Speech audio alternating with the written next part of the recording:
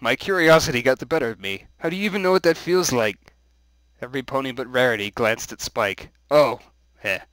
I could feel a blush spreading on my cheeks at the comparison. Spike had done some pretty self-sacrificing things to get Rarity's attention, but I don't think he ever asked her to hit him with a door. So you didn't get any letters or...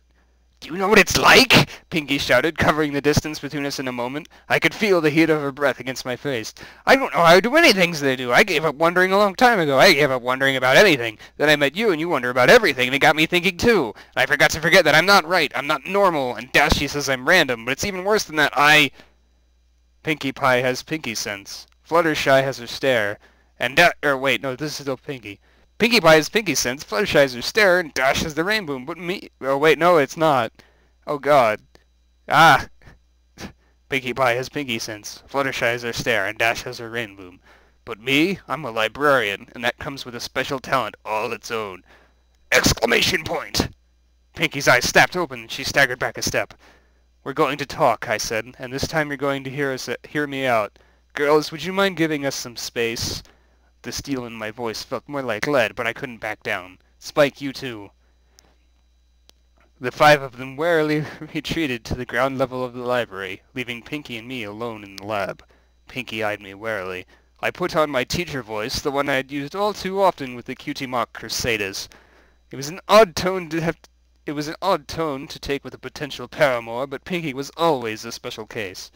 The first thing I need to make clear is that I don't blame you for any of this. I closed my eyes and dug deep, willing myself to forgive, even for leaving. Before she could interrupt, I continued. The second thing I wanted to say is that I really want to make this work. I like you, Pinky, and I think a relationship with you would be wonderful.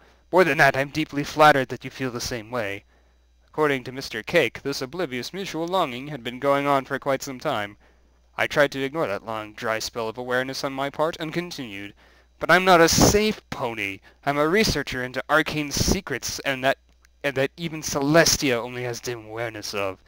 I'm a very close personal friend of the Sun Princess herself, and therefore a political target. What? Political target? Okay. Wait. Political target. There are politics?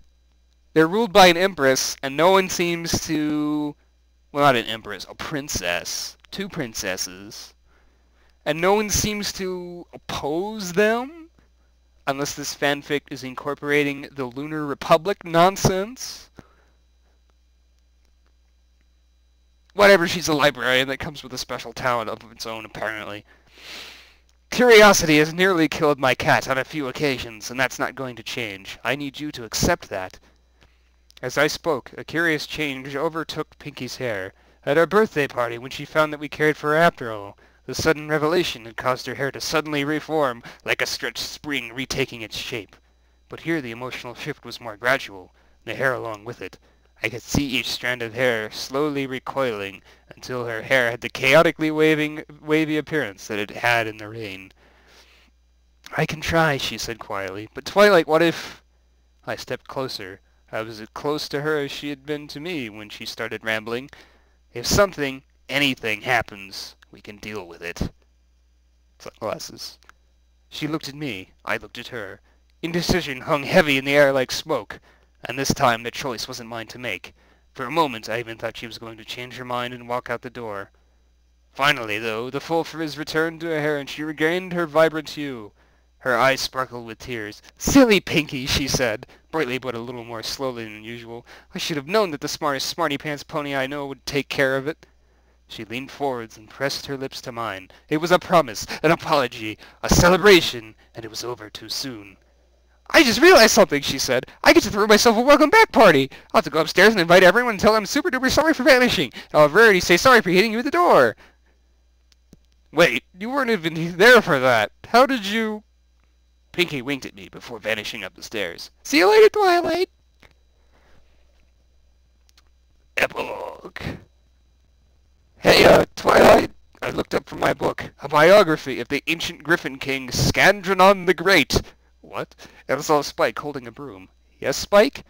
Isn't your date in 15 minutes? No, I still have... I glanced at the clock, which read 2:45. 15 minutes. Shoot, I should have been paying better attention. Spike, I'm sorry. Do you need help cleaning before Pinky gets here? I closed the book and put it away. That would be wonderful. Thank you.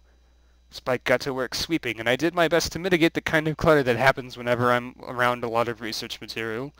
I knew that Pinky knew just how cluttered the library could be, but I figured I owed it to her to put in the effort.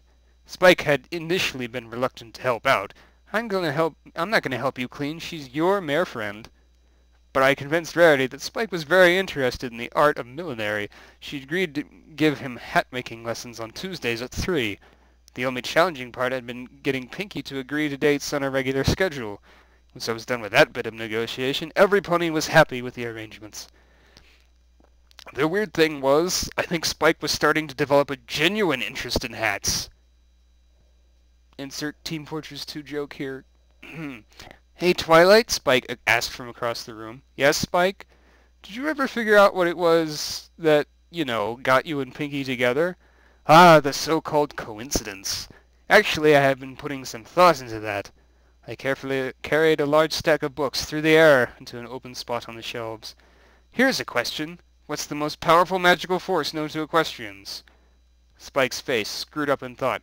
Princess Celestia?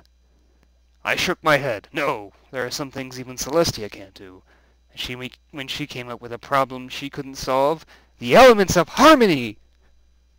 Right. I looked around at the library and decided it was good enough. Go ahead and take a break, Spike. Spike leaned the broom against the wall and sat down on the floor.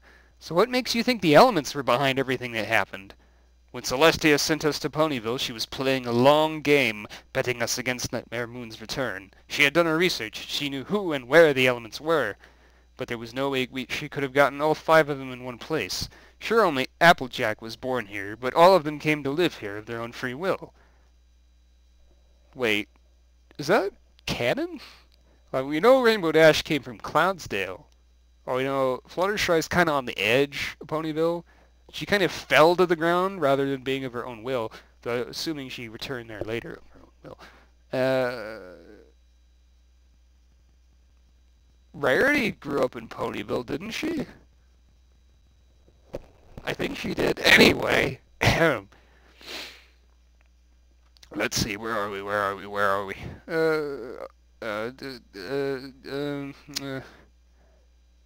The fact that all of them lived in Ponyville was either a massive, massive coincidence or the kind of reality-altering magic we've never seen. Given what we know of the element's power, I'm guessing the latter. Okay, so the elements have power. What makes you think they'd have a reason? That I don't know. Maybe romantic love is more powerful somehow than platonic friendship. I was expecting that. Maybe it's just to make sure that the bearers of the elements are as happy as possible.